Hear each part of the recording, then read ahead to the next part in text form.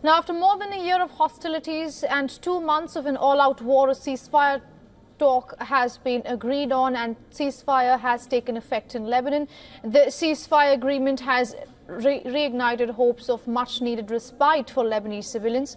Thousands of displaced people were seen returning home to the southern suburbs of Beirut and celebrating with Hezbollah flags after the ceasefire between Israel and Hezbollah took effect.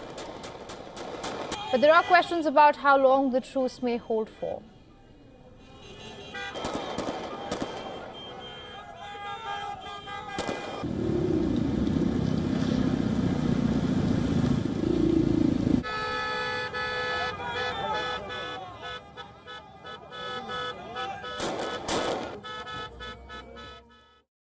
The agreement calls for an initial 60-day halt in fighting between Israel and Hezbollah.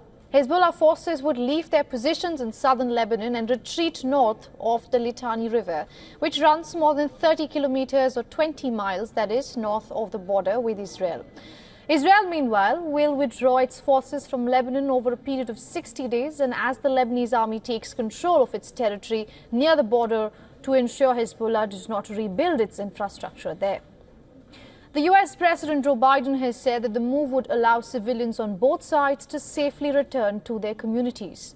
Lebanon's foreign minister has said that the Lebanese army is prepared to deploy at least 4,000 troops in southern Lebanon as Israeli soldiers withdraw. Israeli Prime Minister Benjamin Netanyahu has thanked US President Joe Biden for his involvement in securing the ceasefire agreement. The United States is Israel's key ally, remember, and its largest military backer. And Biden has hailed the deal as quote-unquote good news and a new start for Lebanon. He spoke at the White House after Netanyahu's office said that his ministers had approved the deal. 10 ministers voted in favor and 1 against. Netanyahu says a ceasefire with Hezbollah will allow Israel to focus its attention on Hamas and arch-enemy Iran. Now, on the other hand, Biden and French President Emmanuel Macron believe that the ceasefire will protect Israel from Hezbollah and create conditions for a lasting calm. In a joint statement, Washington and Paris have said that they will ensure the deal is fully implemented. Netanyahu has vowed that Israel will implement a ceasefire deal but will respond forcefully to any violation. In a televised address, Netanyahu said, and I'm quoting, "The length of the ceasefire depends on what happens in Lebanon." But this is what is happening on the ground in Lebanon. The announcement followed the heaviest day of raids on Beirut since Israel stepped up its air campaign in Lebanon in late September. The raids included a series of strikes in the city center. Hours ahead of the ceasefire taking effect, the Israeli army ordered the evacuation of residents in central Beirut and the southern suburbs of the city.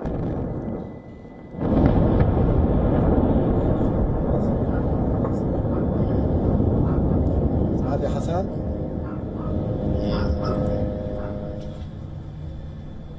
ماشي يلا بعد شوي ضربتين بس.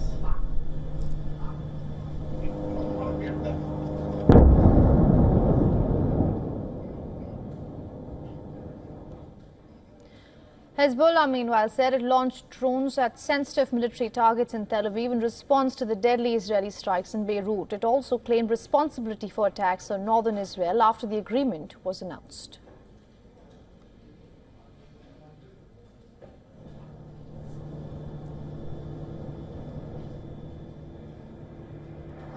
Now, for those of you who are just joining in, a ceasefire between Israel and Hezbollah has come into effect in Lebanon after more than a year of fighting. We would like to remind our viewers that it began at around 4 a.m. local time, that's 2 GMT on Wednesday, putting out an at least temporary end to nearly 14 months of conflict between Israel and the Iran-backed militant group. Of course, it started with Hamas in Gaza, which then had a ripple effect across the West Asian region. Now, the deal was announced on Tuesday evening by Israel, France and the United States, with President Joe Biden saying that it aimed to be a quote-unquote permanent cessation of hostilities. Now, the attacks by both sides were recorded until shortly before the ceasefire started. In fact, the visuals that you're seeing on your screens were the latest attacks that we saw just ahead of the ceasefire coming into effect.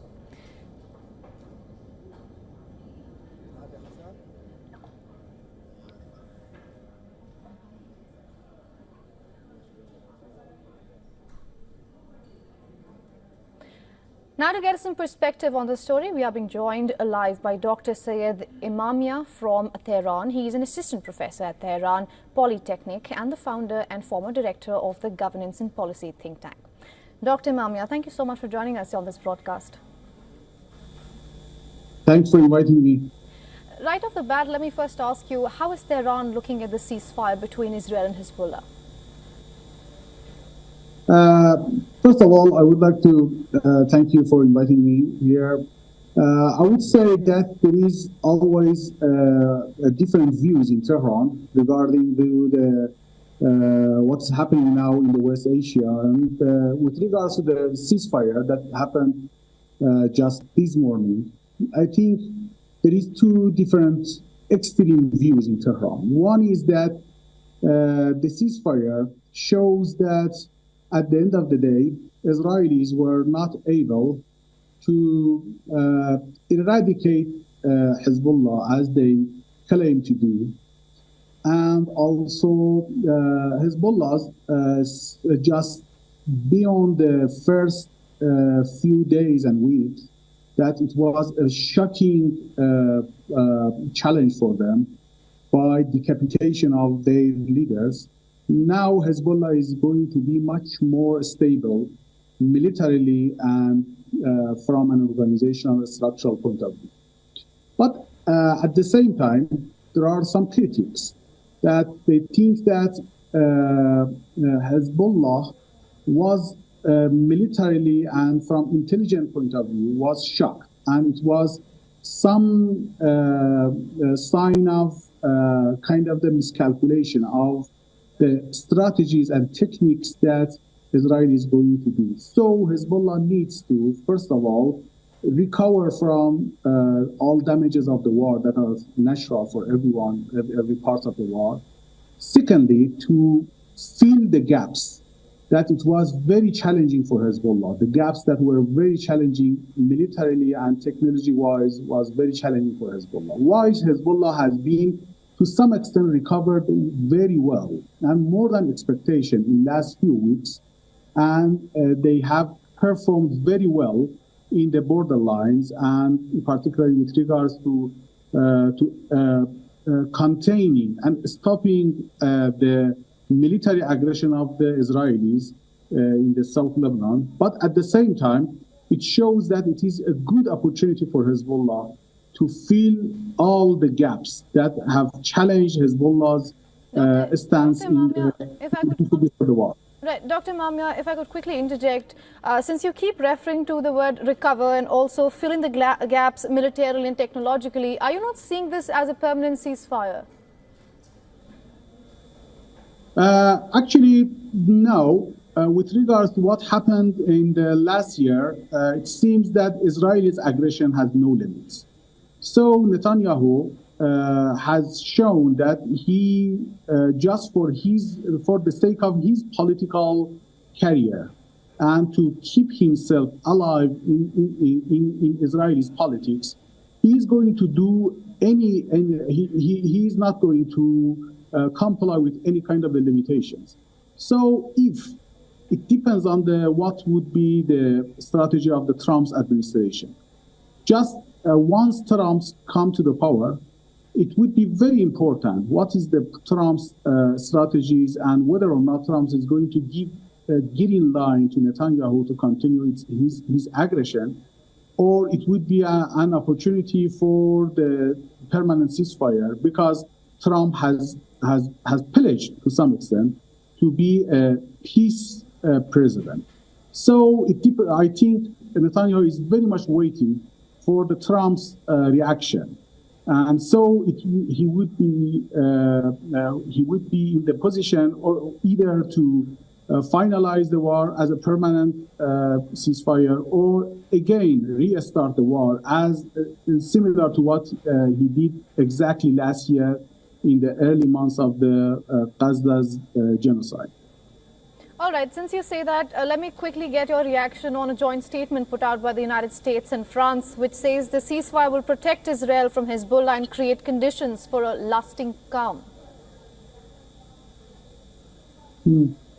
Yeah, it's clear that there is a kind of the division of the opinions between U.S. and France, at least. But at the end of the day, it seems that both countries are, to some extent, trying to have a stop on the aggression, still permanently, temporarily, until the new administration comes to the power in the U.S. And Right. everything depends on the Trump's policy afterwards. All right, Dr. Imamia, before I let you go, you're speaking to us from Tehran. Iran is a close ally of Hezbollah in Lebanon and Hamas in Gaza, and that is actually the main bone of contention for Israel, and that is not going to stop anytime soon. So how do you expect the tensions and the chaos that's playing out in West Asia for the last 1 year, in fact more than that, how do you expect that to end? To be honest, we need to go back to the roots of the problem. The problem has started not only from the October 7th, 2023. The problem has it is a very clear, I think, message that has come from across the world, that most of the people are seeing the problem that has happened 7 years ago. For those of you who are just joining in, we would like to quickly tell you that there has been a ceasefire deal that has been finalized between Israel and Hezbollah. That's a group in Lebanon backed by Iran, and the ceasefire has come into effect after about a year of hostilities in the region. What happens next is something our guest from Tehran, Dr. Sayed Imamia, has been speaking on, and we'll try to reconnect with him quickly. For all the latest news, download the WION app and subscribe to our YouTube channel.